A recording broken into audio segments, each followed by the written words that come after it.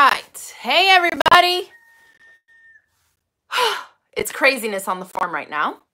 One of our goats got out and he was at our neighbor's house, and like literally right now, as like 3 minutes ago, my husband like got in his car because he's sick. So that's who I've been dealing with, like handling everything here, because my husband couldn't do much. He's been super weak. I don't know if it's like a virus or something he got.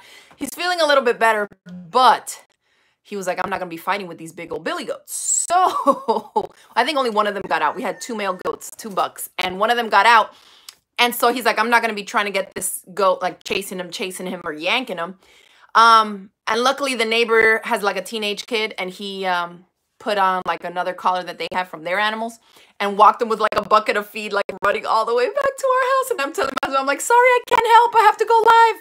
So they're trying to put him in the back pen, and hopefully, because I think he got out from like a lower fence line. And like literally just hopped it and went to the neighbor's yard. But anyways, they're dealing with farm drama out there, and I am here in the studio ready for a live chat. Hey, everybody. I see a bunch of you are already on. We have like 50 people on here. Awesome, awesome, awesome. Great. I'm glad you're on. Angel.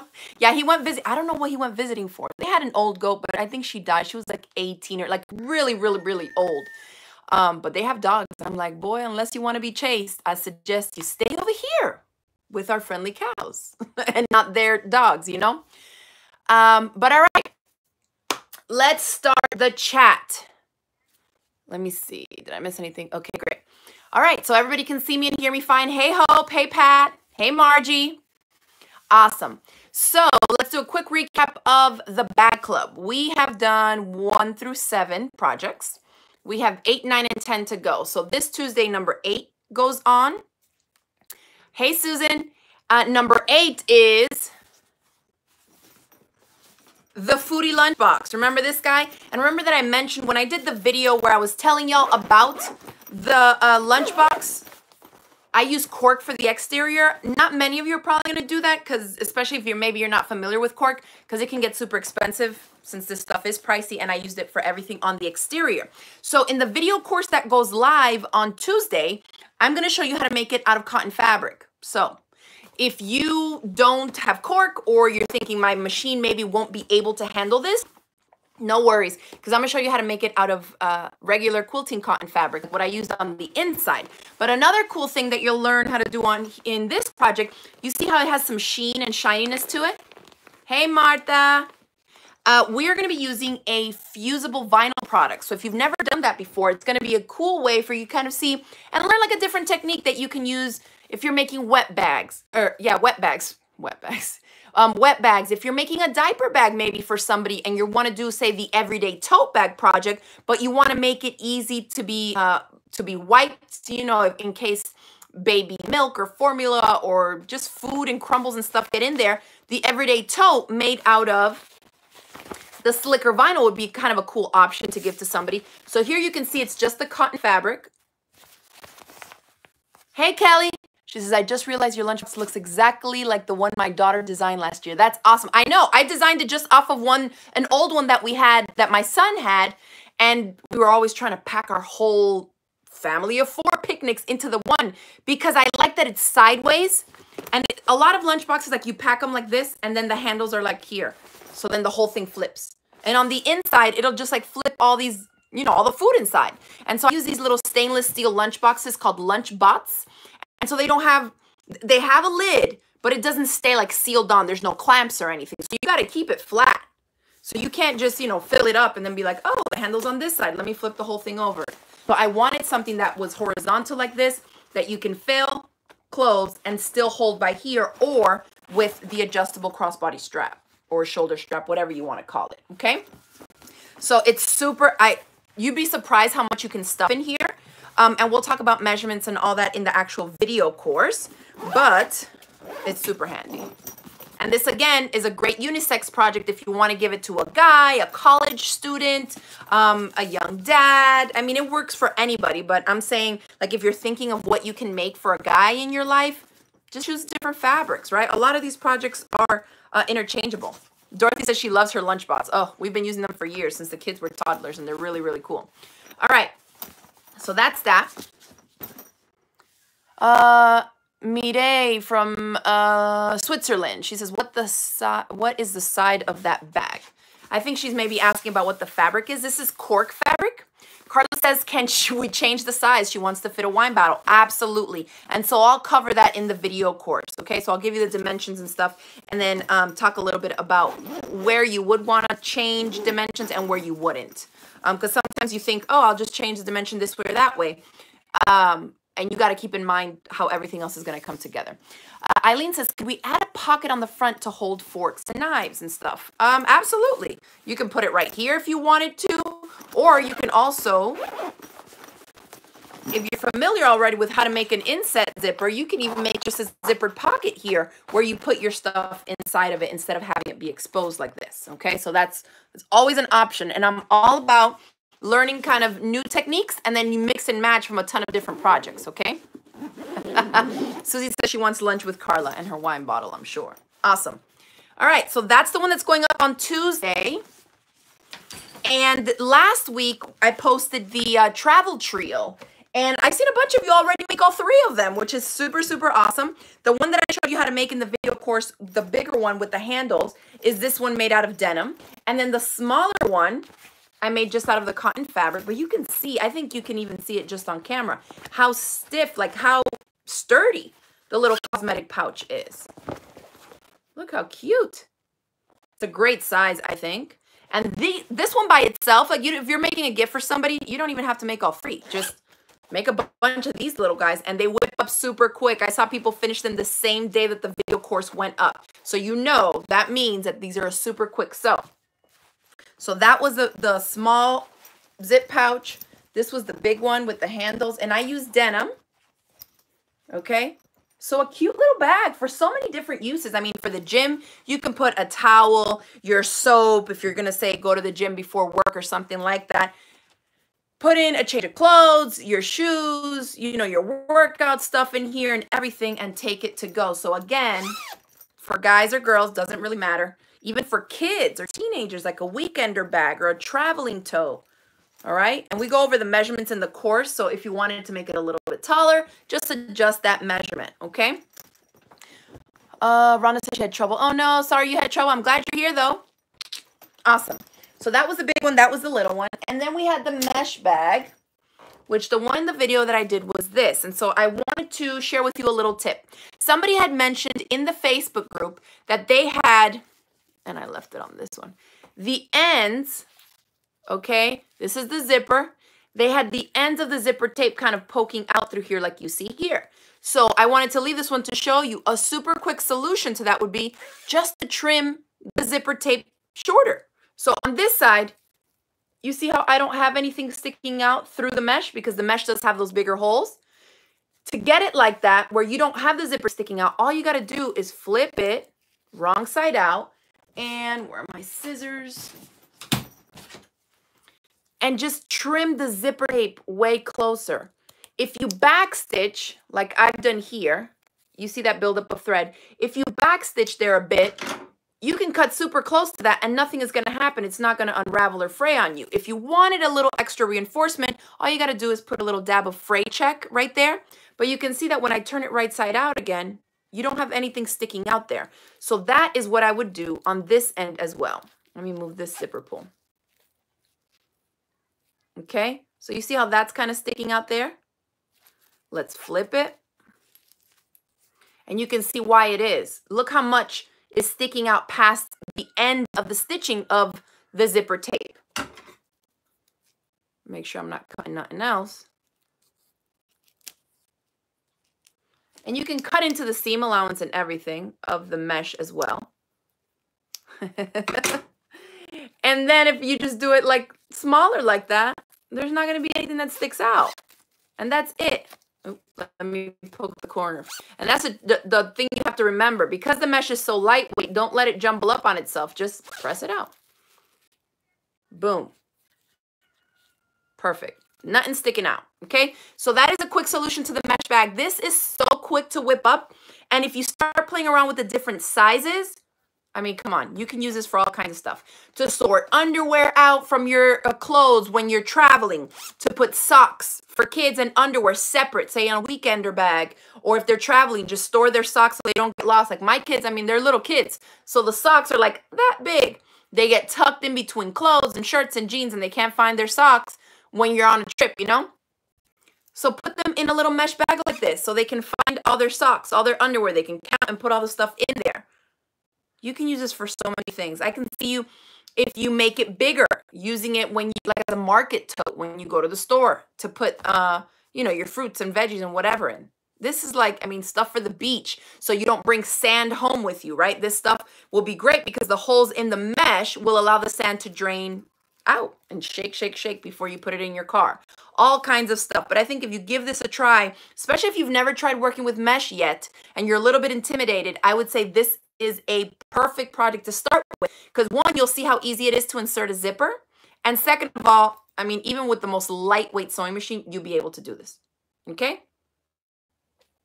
So some of you are saying that the screen is freezing. If your internet connection is not super duper fast, Kelly suggests, let's see what she says. There's you can tap on the 3 dots on the upper right-hand corner. For me on my phone, it's about now. All right. Let me know if you can see me and hear me fine now. Hopefully everybody's still on here. Some people are saying it froze up. Let me know if you can see me and hear me now. I'll wait a couple seconds because I know there's always a little bit of a delay. All right. I know technology always happens. Something, something, something. All right. Okay, great. Yay. Everybody's like, you're back, you're back, you're back. I'm here. Thank you. Thanks, everybody. Sorry about that. All right. So we're back. And I was just giving you the tip on this. Hopefully everybody saw that. Great, great, great. Okay. About the tip of just trimming the seam allowance, both of the mesh and of the zipper tape, just further down, closer to the edge. All right. If you backstitch there, then you don't really have to run the risk about, you know, like say the zipper tape unraveling a little bit more and the stitches coming out. That won't happen. So just backstitch like I showed you how to do it in the video course. Okay, great. So now the next project that I said was coming up on Tuesday we talked about was the lunchbox. Okay. The one after that, for those of you wondering, is going to be the Ethel tote bag. So we're doing, let's see, that's 8. This is 9. And then 10, remember the last one is going to be a mystery project that I will announce to you all next week, probably. It's a mystery, but I'm still going to tell you. Obviously, you're going to get to see the video when it goes live. And that's the last video in the bag club. And that'll be, I think it's November 27th that it goes up. But this is the Ethel tote, a super cute tote bag. For those of you that have been cranking out Christmas gifts and whatever other holiday gifts and things that you've already been making, keep room, you know, make room for this one with your scraps and stuff. Because when you see how quick this comes together, teachers' gifts, nieces, aunts, I mean, bridal shower gifts. This is like a super cute and quick, simple tote that you can just use with whatever somebody's favorite colors are, favorite fabrics are. And there's 2 slip-in pockets here. I like them because I was like looking for my phone, but I'm doing the live chat on my phone. So I can't snatch it from there. But I like to put my keys in one, my phone in the other. It's just an open pocket there. And remember, again, you can always adjust the handles. This is not made to like go over your shoulder because it's kind of high up there. But you can if you wanted to make them a little longer so it's easy for you to throw over your shoulder, okay? But that's the one that's going the following week, okay? All right. So we are live right now for those of you watching, okay? Okay, let's see.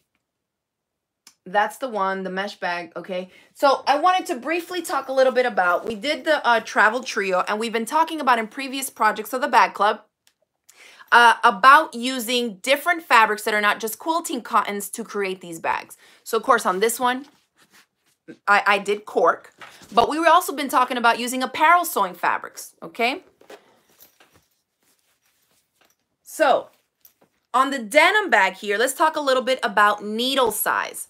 Because on the travel trio, we're only using the Durafuse as the stabilizer, it's not very bulky, okay? It has good body, but it's not very bulky at all, okay? So for this one, you can get through, I mean, I this is maybe what did I say this was? Maybe like a 10 or 11 ounce denim, but it's non-stretch, all right? So I was able to use like an 80-12 universal. Not all machines will be able to handle that. You can do yours using like a 90-14. Remember that in needle sizes, the higher you go up in needle size, the bigger the needle is in general, and then the larger the needle eye is. So typically it's designed so that you can use thicker thread to sew through more layers. So higher up means thicker, bulkier. Lower number is for thinner thread and thinner fabrics. So on this denim, some machines, like if they're more semi-industrial, like my Juki here, I can do this on like an 80-12 universal needle. But on a regular, like a computerized machine, I'd probably bump it up to a 90-14 universal. You don't really have to use a denim needle, because even at the point where you're going through multiple layers, it's not like top stitching the side seam of jeans, right? Like that's going to be super bulky. There you probably are going to want to use a denim needle, okay? But for something like this, don't feel like you have to invest in like a ton of other needles if you're going to be using different apparel sewing fabrics to make your handbags. Just think about the total of the thickness, okay? Marta's asking, did you use thicker thread? So I always use polyester, 100% polyester thread, like a good quality polyester thread when I'm sewing my handbags, just because personally I put my bags through the ringer. I know some people will make their handbags and they'll wear it like one time and they're super careful and they use like light colored fabrics. Typically when I make a bag of any kind, I am using that sucker like day in, day out. It's just gonna get wrecked. So I want some thread that's gonna be sturdy and strong and is gonna put up with the wear and tear of whatever I'm going to put that bag through. So especially like at the handles, whenever I make a tote, say like the everyday tote bag, I fill that thing up almost to the point of testing those straps. Like 20 pounds worth of stuff in there. And I'm just like, ugh, come on, hope these straps don't bust on me. That's why I always, when you see me top stitching handles and straps onto things, I will do a box of stitching. And then I do a diagonal, come up one side and do another one. So it's a box with an X inside for added reinforcement. Now, if you didn't already know, because, you know, sometimes we get people that quilt and they don't make clothes necessarily. Say if you're working with stretchy fabrics and you're making stretch knit clothes, you definitely want to be using 100% polyester thread. If you think about it, polyester is a synthetic and it's going to be stronger than a natural fiber like cotton. That's the whole point. So whereas in quilting, our seams are not necessarily getting that stress and wear and tear because, you know, you sew the patchwork pieces together, then you quilt it through the layers. You're not really pulling on it or putting it over your shoulder with weight hanging off of it to stress those seams. The cotton works fine. But if it's garments that are going to be going over curves of your body or stretchy things that need, you know, are going to get stressed out so they fit nice and snug, and like handbags that are going to get weight added to them, straps hanging from them, you definitely want to bump it up from just like 100% cotton thread to polyester thread. I mean, if you're super, super careful with your stuff and you don't really max them out, I'm sure you can get away with cotton thread. I can't do that because I max all my stuff out to the max. So I'll use a good quality, 100% polyester thread. It can be an all-purpose thread. Try not to get something that's very linty, especially if you are not someone who very often cleans your sewing machine because then you end up with all that fluff buildup in there. Most polyester threads that are decent quality are not going to be linty. That lint really comes from mostly, at least in my experience, cotton thread because it's a natural fiber and it's cotton. I mean, that stuff is going to fluff, fluff, fluff. Like if you've made a quilt top, you open the bobbin area of your sewing machine and it's like fluff. So there are like double gassed cotton threads or polyester wrapped cotton thread and things like that. So there's a lot of different options. It is going to come down to personal preference. Lisa's asking, do I have a brand preference? When it comes to polyester, I have now, making more garments, have really found that Gutermann Mara thread is like my favorite. It's not linty. It's 100% polyester. And it is amazing for sewing garments and for handbags. So that's what I've been using. I used to use, what did I use? Wonderfill. They have a 100% like all-purpose polyester thread. I used a lot of that for making my bags in the past, but now I don't have to buy two different threads. So if I'm making garments and I have the color or I'm making a handbag, I can swap it either way because the Gutermann is a great quality polyester thread. So that's what I'm using now. All right. So that was a tip on the needle size. Okay, Biz says that that's what she uses too, the Gutermann. It is, it's great. Now, sometimes it can be a little tricky finding the Gutermann thread in something bigger than those little teensy spools. You can find them at Joann's, but they're like this big. And I'm like, I can't even make a shirt out of that. Like, what is this? So I order them from a source online. Let's see, do you ever buy pre-filled bobbins? Is it worth it? So the pre-filled bobbins, this is a good question because there's so many notions and things that people can use for sewing. But then in the sewing world, there's so many different things. Clothes, quilts, home decor, garments, machine embroidery. All this stuff has to do with like some type of a sewing machine, okay? So the pre-wound bobbins, I use a lot in machine embroidery and in long arm quilting. That's it. Because typically, at least the pre-wound bobbins that I use are like 80 weight, 90 weight, sometimes 100 weight. Now, in thread weights, the higher the number, the thinner the thread. So where I said in needle size, the higher the needle size, the bigger the needle and the thicker the fabrics for it to go through, it's the opposite with thread. So the higher the number, so if I say 100 weight, that's like nothing. It's so thin, you're barely going to see it if you're trying to hand sew with it. Whereas the middle of the line, say if you quilt or you're doing patchwork, 50 weight thread is like your regular. If you go to the store, say you go to Joann's and you buy all-purpose polyester thread, it's typically going to be like a 40 weight, which is now a little bit thicker than that 50 weight cotton that's used for slim seam lines in your patchwork pieces like in quilting. So if you're familiar with, say, Aurifil thread, you know that the 50 weight cotton Aurifil is like the most popular seller for quilters because that's what they use for piecing their patchwork pieces together. So an all-purpose polyester thread is going to be around the 40 weight. So the pre-wound bobbins that I'm using, I said were like 80, like 80, 90, or 100 weight. They're super, super thin. Even though it's polyester and technically stronger than cotton, I still want it to be in that thicker weight so it holds more. 100 weight polyester thread, I'm not going to use that to sew a handbag. It's too thin. It's strong, but it's still too thin for what I'm going to make it go through, okay? So for handbags, if you're going the polyester route, I would say look for something in the 40 weight, okay? And that's what I prefer, okay? For that. Then I think somebody had asked earlier, I saw something about a rayon thread. The rayon threads are slick and shiny, and they're more for either long arm quilting. I know some people use it, but it's kind of more towards a synthetic. I haven't had good results long arm quilting with rayon, but it's very popular to use in machine embroidery. Some people like rayon over polyester in machine embroidery because it's more from a natural fiber because they make it from wood pulp. It is processed in such a way that it's considered a synthetic in the end, but because it does originate from a natural fiber like wood pulp, it takes on some of the properties of a natural fiber, okay? So for rayon, in a lot of like really high-end commercial embroidery, you'll see that they use rayon thread. So they'll say like, do not bleach this shirt. Say you did like a logo emblem or something in a rayon thread. The tag will probably say do not bleach because you'll bleach the color out of the rayon thread. Whereas in polyester thread, you're not going to bleach that color out. It's color fast. Okay. And some people will say, the rayon has more shine to it. It has a little bit more drape. Like it doesn't come out as dense of a design or, everybody's going to have whatever they feel like will justify what they want to buy. And a lot of this stuff is going to come down to personal preference.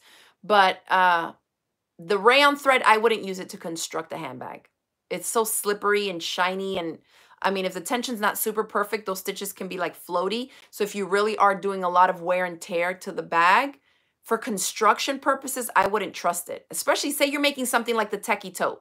You're not going to want to put a $3,000 laptop in something that's not made really, really well with a hardcore polyester thread, okay? Let's see. Joanne says she used the denim on the small pouch and she loves how it turned out. Awesome to hear.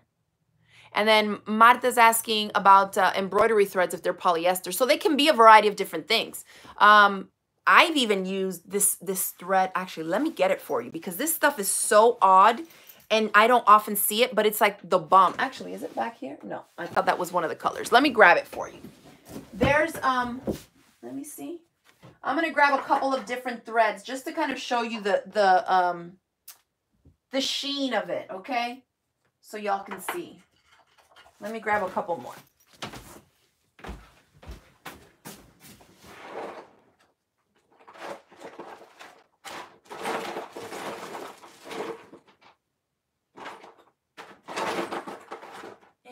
to grab a pre-wound bobbin.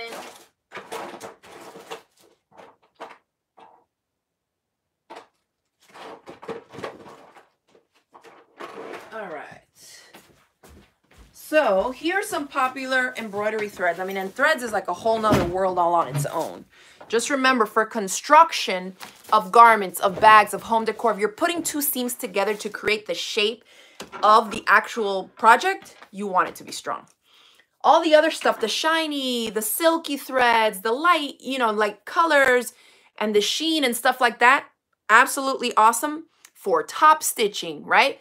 You'll still get that beam of color or of sheen that you want on the exterior as top stitching, but it's not, you're not using it to hold up the project in the construction seams, okay? So, I mean, if you have a couple different sewing machines and you're working on a project where you want the top stitching to be really like shiny and blingy to your project, then set up one machine with one thread. So that way, whenever you finish constructing it, you know, you can jump to the other machine just for the top stitching. That would work awesome, okay? But I would not use it for construction. So this, here we have 100% rayon. You see how shiny that is? This is a sulky rayon. And it really, really shines. Excuse me, this is a, I'm trying to see the weight on this. A 40 weight. So this is, you know, pretty standard. Even though it's 40 weight, again, I would not use it for construction because there it went. It's going to bust super easily. You know, like if I did that on a strap, forget about it. Can you imagine how many times it would take of me really maxing out the weight that I'm putting in that bag for this to start shredding, shredding, shredding? Nah. But for the shine, say I was doing a monogram on a handbag, this would be perfect, okay? It'll be shiny and sheen, like you see how it's built up, how the thread is built up on the spool? If you do an embroidery design that has a lot of satin stitches, that's exactly how it's gonna look because it's gonna be all built up the same way. So you'll get a good idea just by looking at the spool of how shiny that thread will be on there. This is a different brand. That was Sulky Rayon. This is Madeira Rayon. Okay, so again, you can still see the shininess to it. This is one of actually my favorite threads to use in embroidery, but it's so hard to find. It's Madeira also. It's like a Baby Lock brand, or I should say Taconi brand. Taconi is the parent company to Baby Lock, and they own Madeira threads. Do you see the difference? And let me see if you can. Do you see the sheen on this one that looks almost metallic-y? And look how matte the finish is on this. So this is called Frosted Matte. It's backwards for you, I'm sure. But it's called Frosted Matte. And it's 96% polyester and 4%, get ready for this, ceramic. It has such a weird feel, like a chalky, almost dry matte feel to it. But man, when you embroider with this, it just looks so like boom, like it's not shiny, it's just matte. And it stitches beautifully. And I've used this like, ooh, I'm trying to see if I have a project that I've used this in nearby, but I don't. I've embroidered like monogrammed letters in like a light blue version of this. Oh my goodness. You look at it and you're like, what is this? Like you don't even know that it's thread because it just does not have the sheen to it. So again, Frosted Matte, M-A-T-T by Madeira. I only have this in like 3 colors and it's amazing. It's just so different. Like when you pick it up, you're like, what is this? And again, I would say this doesn't say the weight on it, but it feels like a 40 or 30 weight. Like it feels like that kind of thickness, you know? And you'll see it holds up a little better and it's not quite as, do you see how it's not like thready like the rayon was, like just popping off? Biz says it looks like it's chalk coated. That's absolutely the description that I would say. That's exactly what it looks like chalk coated. So 96% polyester and 4% ceramic. It's super cool. If you get a chance to try it, try it. But again, this is more like a specialty thread. I wouldn't use this on for construction seams, you know? But then we have the pre-wound bobbins. And a lot of people that maybe don't do machine embroidery or maybe are not even familiar with pre-wound bobbins. The pre-wound bobbins come in standard bobbin sizes. So a lot of like regular machines will be what they call class A or class 15 bobbins. And so they're interchangeable. Like the machines that the bobbins that this semi-industrial Juki takes are metal bobbins, and I don't have, and like no other bobbins that I have will fit this machine. They're specific to that one. Then on the computerized Jukis, the class 15 bobbins that go in this guy here, you can use them on like your regular Brother machines, Janome machines. And I'm talking like newer models that are just plastic, regular home sewing machine, you know, with metal stuff on the inside, but just like a regular machine. Most of them across a bunch of different brands will take the same bobbins. Now, if you're in the world of like Husqvarna Viking or Bernina, those companies are going to have their own proprietary bobbins that you have to buy that only fit their machines. Okay, so you definitely read your user manual and see what fits. Carla says, I have put the metal ones too and it works just fine. Which ones? Like the metal ones from here to here? As long as they're the same size, it doesn't matter. So some people will use plastic ones or metal ones of the same size that their machine takes, and then you'll be fine. So the pre-wound bobbins are these guys. And if you notice, they're really popular to use in machine embroidery. And remember I mentioned they'll come with a super thin thread on here. Okay, so the thinner thread on here, what's going to happen if I wind a bobbin with thinner thread? You're going to get a lot more thread on the same size bobbin. So when you're doing machine embroidery and you're stitching out a design that's like 45,000 stitches, if you had a thicker thread in the bobbin, you're going to be swapping out bobbins, stopping in the middle of a design, changing another bobbin. So these are really popular to have in the machine embroidery world because they wind them with a super thin thread. So they get a ton on there. On some of my machines, I can stitch out multiple designs without even changing the bobbin yet, you know? So you can see, whoop, and there it went. But you can see how filled it was right to the outside edge, okay? So that's a pre-wound bobbin. Here I have this thread called Invisifill, okay? And if you were in my quilt club of years ago, you probably are familiar with this. This is 100 weight thread. This stuff is literally, it's called Invisifill, and it's practically invisible, okay? There is so much thread on here because it is so thin. I'm going to see if you can even see it. I like to use this stuff because it's polyester. It's quite sturdy. Ooh, you see that took a little bit extra to get it to break. Again, I still would not recommend this for construction purposes, but the weight of this, and you can see Invisifill. This is from a Canadian company called Wonderfill. And this is 100 weight. So look at that. Super thin. I like to use this for hand applique or for hand stitching my quilt bindings on. You don't get hung up in the batting and the backing because the thread is too thick. It just flies through. And I actually have a project up here that was done with hand applique. I've done an example before where I use this thread in a different color from the fabric that I'm stitching.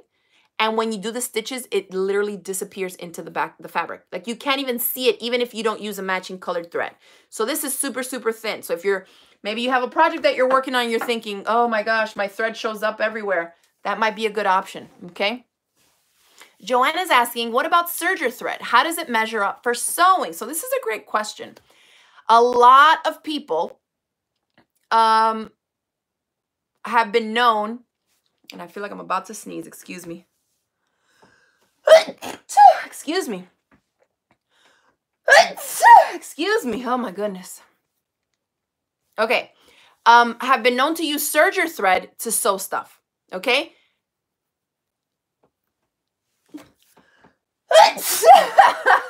Excuse me. Thank you, Christy, thank y'all. Everybody's saying bless you, thank you. I am one that I'm like, if you can only afford serger thread because you do a lot of sewing and you're like, I can get so much on a cone for so cheap. I'm not like a purist to be like, oh, that's such poor quality. I would never use that on my projects. I'm like, if it's going to get you sewing, just use it.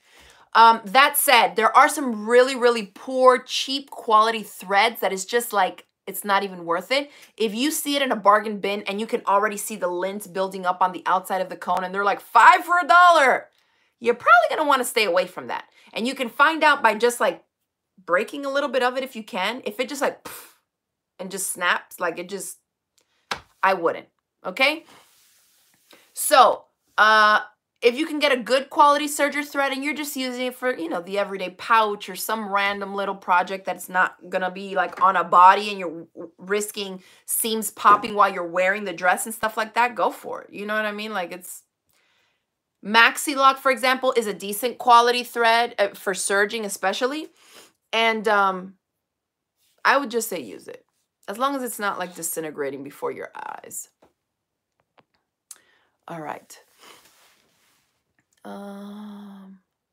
Okay. So that's that. Then, oh, let me see. Sally's saying, can you address directional fabrics with this travel trio, small and large bags? All right. So directional prints depends on the directional print, right? So directional can be this. This is a directional print. The flowers are going side to side in like vertical repeats. If you choose the way that you want to use it, it's not really going to matter. But now say we're talking directional fabric. And say if you're doing directional fabric with like a figurine, a dog or a teddy bear or something.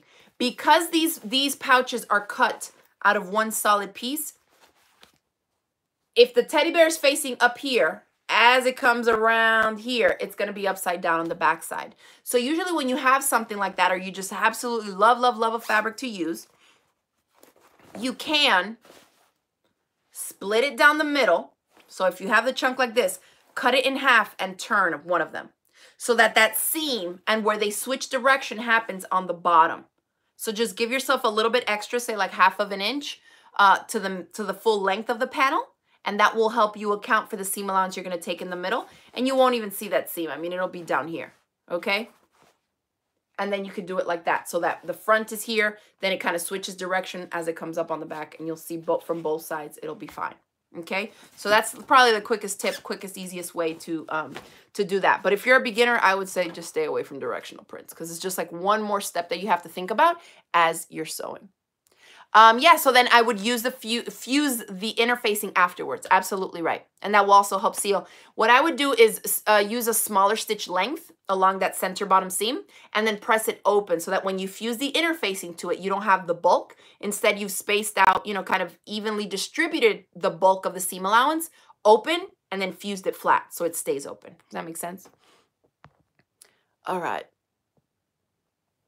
Let's see. Beth is asking what type of sewing tables do I have. So the one that I have this Juki on is a Sew Easy table.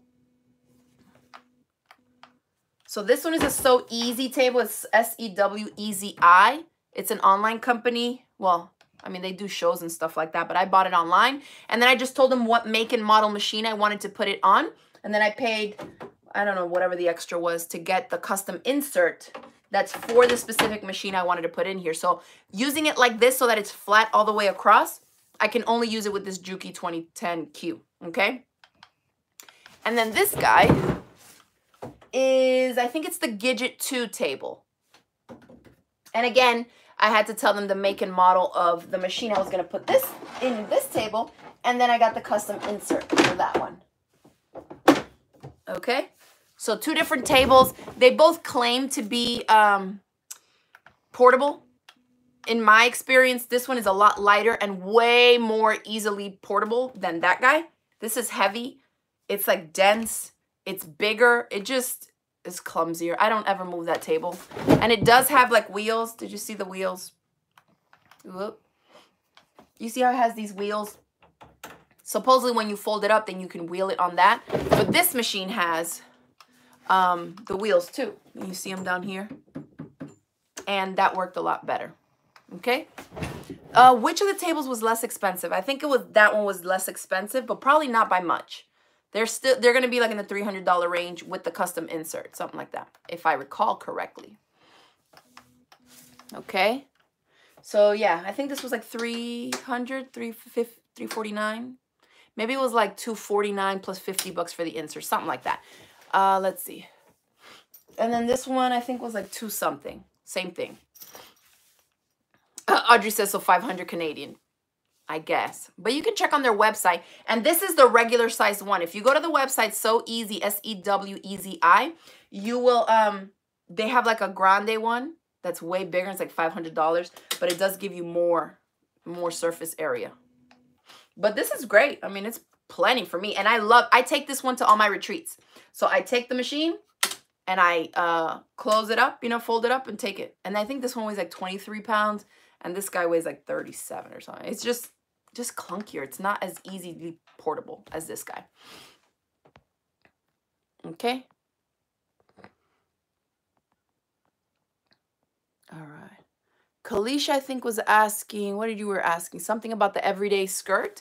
I am not doing a tutorial on that because we don't have the patterns anymore to sell. And whenever I do a video tutorial or anything, you know, people want to know where they can get the pattern, and it's actually out of print. So we've sold out already of the pattern. So that's, unfortunately, that's not one that I'll be doing a video tutorial on how to make that skirt. But going forward, I am going to be doing some other video courses and stuff on some garment sewing projects.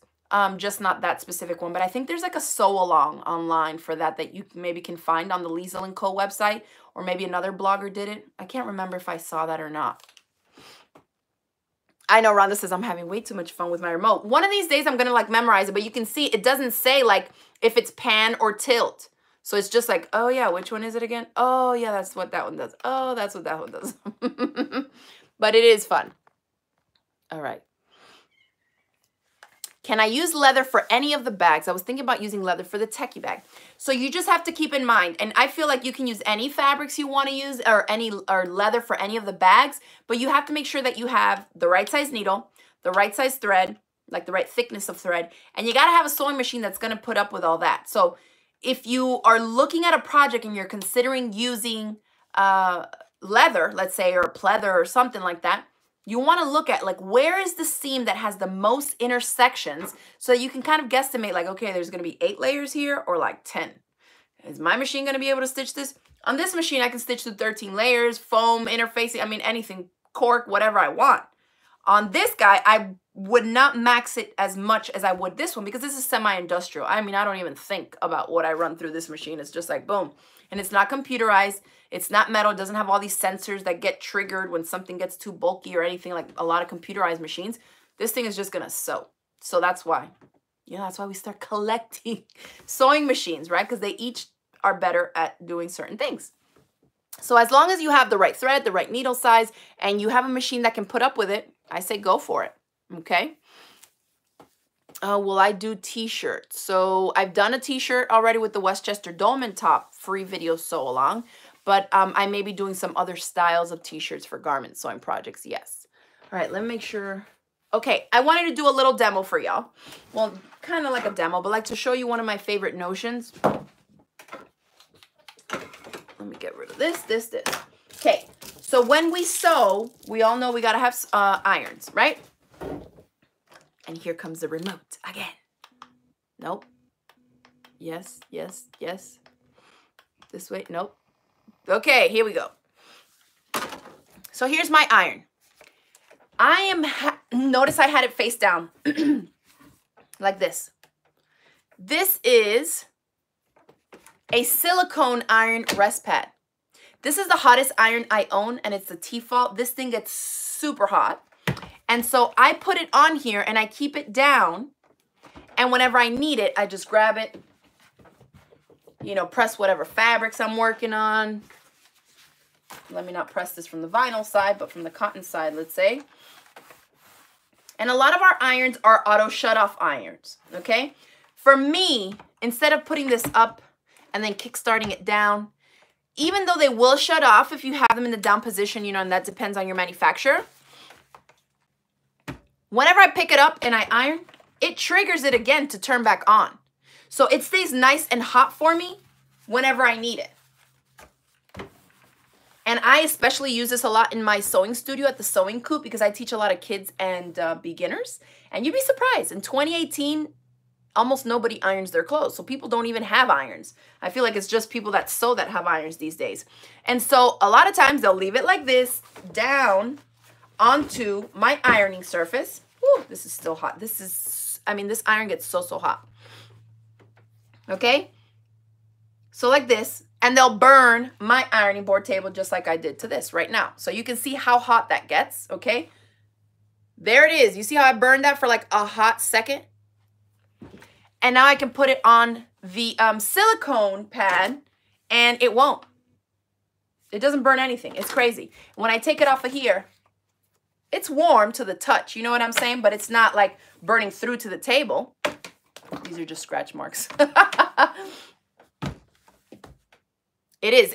This is why I tested this first on these ones with this hot iron, because I'm like, this is the hottest iron I have, and if this thing can hold this, forget about it, you know? So I just leave it there, and I like that it has these raised bumps, so you kind of get the airflow, and I think that's one of the reasons it doesn't get super duper hot. Okay. Audrey says she has the cordless Panasonic. I have one of those too. I keep that one at the sewing coop. It doesn't get quite as hot as this one, so when I need really, really, really hot heat, this is the one that I use, especially for steam. You know, when I'm making garments and stuff. Tammy says, can I remove this burn? No, girl, this is just a little chunk of fabric. Do you guys, have you seen how I make my little mini ironing boards? I have a free tutorial on YouTube for this. I use, and this is just like a really whatever makeshift one, but I use my kids' old puzzle boards and I just wrap them with batting fabric. And this one has been repurposed like a couple times because this is like the first version was this fabric. And then I covered it with another chunk of batting and another chunk of fabric. I'll just rip this off and, you know, put another chunk on there. Okay. And so these silicone iron rest pads, we sell them in our online shop. Again, you can see how hot it is. That was like 2 seconds and it burned it. Whoo! Yeah. So anyways, it gets super hot and I just move it from there, press what I need to press. Because, you know, a lot of our projects, especially in handbag making, it's like press a little seam. Then you got to fold it the other way, glue baste another seam, grab your iron and press again. It's like this constant back and forth. And so it's easier to go like this than to be like up and down and up and down and up and like shaking it, trigger yourself back on. And so I really, really, really have gotten to love these little things. And we're selling it in our online shop, I think, for even cheaper than you can get it on Amazon. So if you go to craftygemini.com/shop, you'll see them there. We have them in 3 colors. We just have an assorted mix, so you can't really choose your color. If you write in the notes section of your purchase, we may be able to fit it in. And we have them in a red, a light aqua color, kind of like this, and then in a pink color. And I think they're only like $6.50. So if you do want one, and you see it has a little hole for you to hang it up also. If you do want one, you can get it in our online shop. But that's like my new favorite thing to have, because I just make sure the kids and the beginners, you know, they'll put it back on the ironing pad. And then whenever anybody needs it, you know, you can, it triggers itself back on. Even if it does shut off after a while of being down, as soon as you move it, because the trigger of the auto shut off is the inactivity. So I think this iron shuts itself off, I want to say after 8 minutes of standing up like this. Yeah. But I mean, it works great for what I need to just keep grabbing it and boom, boom, boom. And because it gets so hot, it really like holds on to the heat in here, but without passing it on to whatever I have this on, which I absolutely love. Okay. Mini ironing boards, next photos, something to hold us up till next Tuesday. I'm not sure what that means, but if you go to YouTube, if you want to learn how to make these, and the other one that I use like in most of my tutorials and video courses, you guys have probably seen this one. It's super old. It's all like stained up and everything. But again, it's like an old play board thing of my kids, and I just kind of repurpose, you know, like reupholster them, I guess you could say, with some batting layers, 2 or 3 layers of batting and then fabric, and then I just staple gun it to the back. Okay. Let's see. Linda said, I missed that. How many layers do you think the DX7 can handle? Oh, the DX7 can handle like 8 layers. At least.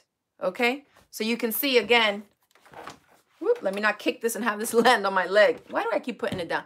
But it's hot, but it doesn't pass off the heat. You know what I mean? Like it holds. This is great. I really, really, really, really love this thing.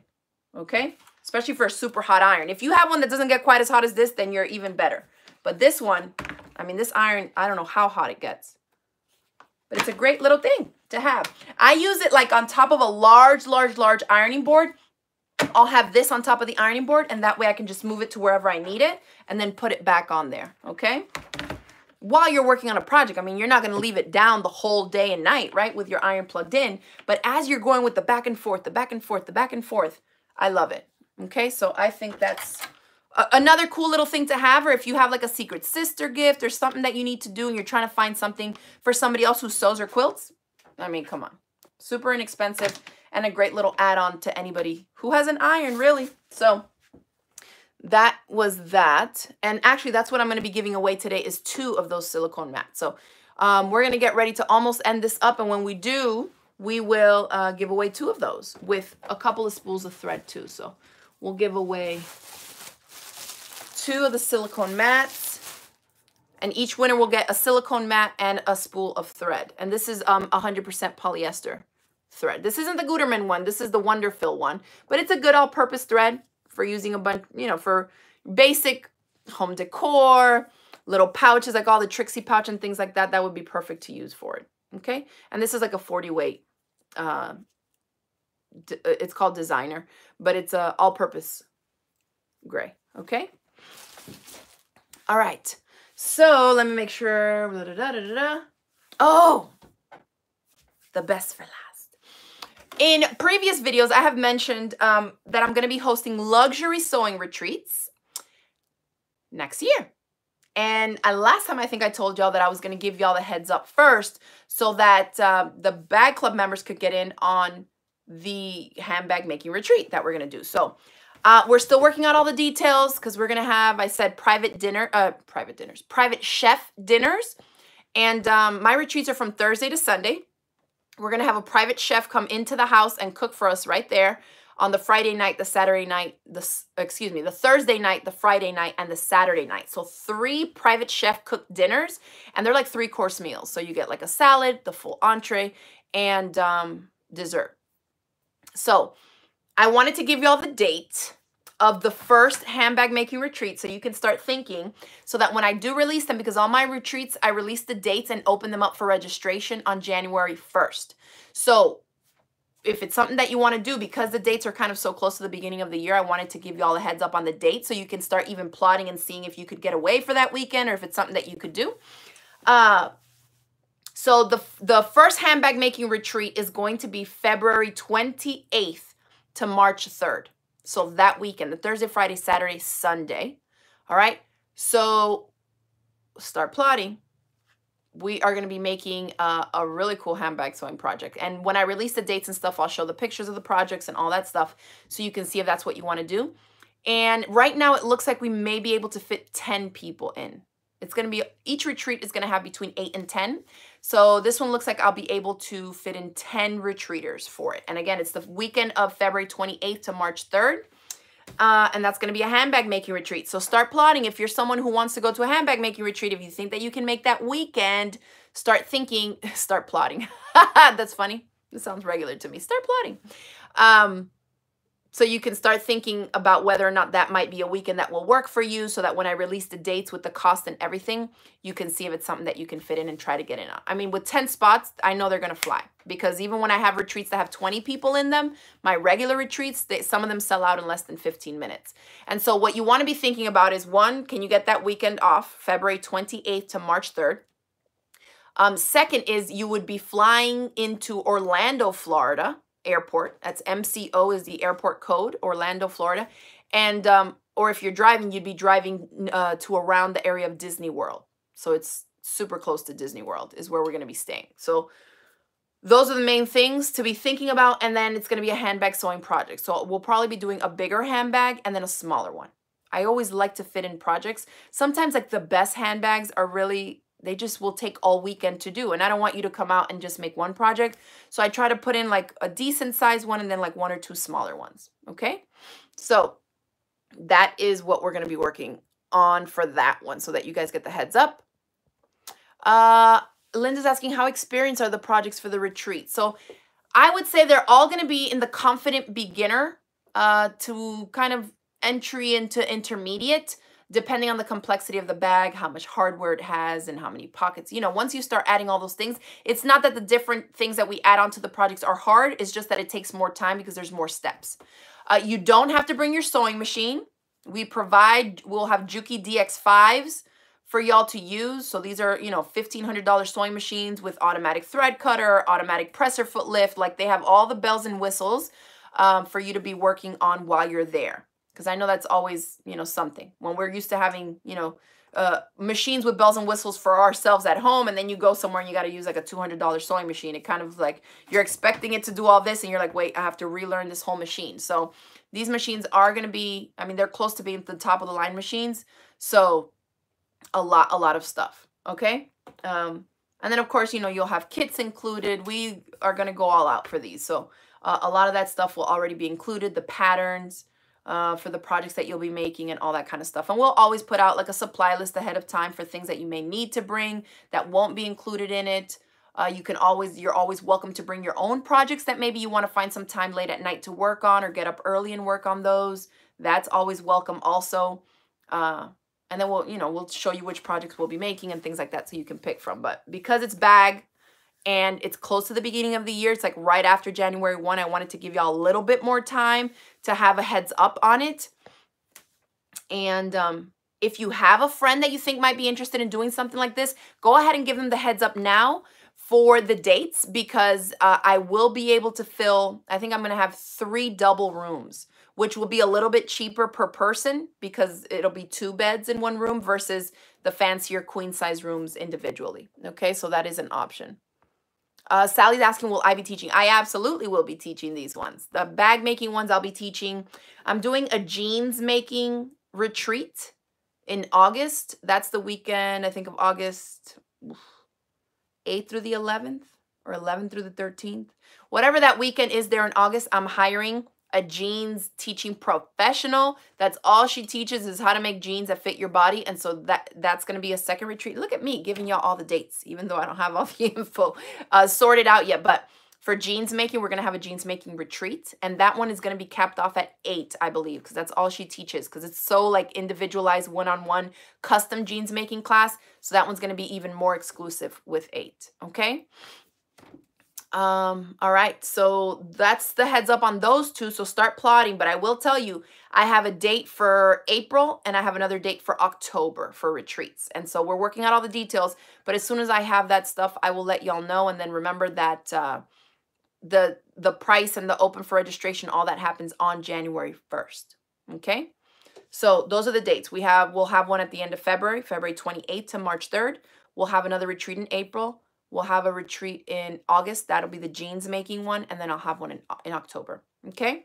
So keep that in mind, start kind of checking your calendar and seeing what's what. So when the dates do come out, you can see if you can fit it in or not. Okay. And that's it. So let's do for the giveaway. Go ahead and fill out in the comments section. For those of you that are on a mobile device, you probably have to scroll all the way past kind of like related YouTube videos and click where it says comments to open up the chat. You also will probably have to be logged into your YouTube account to be able to comment and chat on here. Okay. So go ahead and leave me a comment and let me know what is the most common needle size that you use in your sewing machine for whatever projects. Just let me know what is the most common needle size that you use. Needle size. All right. Deborah says 80. Carla says 14. Becky says 90-14. I see y'all working with those chunkier fabrics. Awesome. All right. So that is that. Again, if you want to get your hands on a silicone mat, I'm going to pick 2 winners. Well, I'll pick 1 winner live here and 1 from the overall membership of the Bag Club. And then we also carry them in our online shop. Okay.